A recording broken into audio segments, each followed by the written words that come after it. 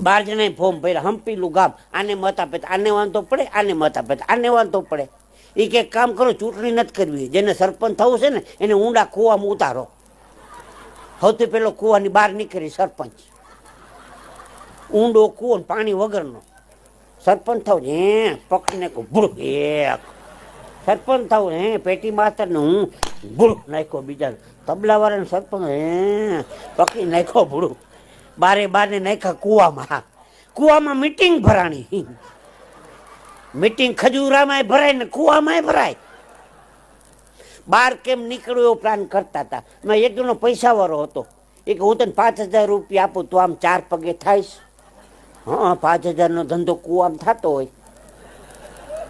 ઓલાને કે હું તને 10,000 રૂપિયા એની માથે ઉભો રહી જા, આને કે હું તને 25,000 આપે એની માથે ઉભો રહી જા. 1.5 લાખે પૂછ્યું, પૈસા વાળો સૌની ઉપર. બહાર નીકળવાની તૈયારી હતી હો, એમાં નીચે વાળો વિચાર કરે ઓનો 1.5 લાખ ને 1.25 લાખ ને 1 લાખ ને 1.25 લાખ ને 50,000 ને 25,000 ને આ બધાનો બહાર મારે 5,000 માં ઉપાડવાનો. હું મારો ટેકો પાછો ખેંચું છું. આવ્યા સરપંચ બધા ભૂલું દઈને હેઠા.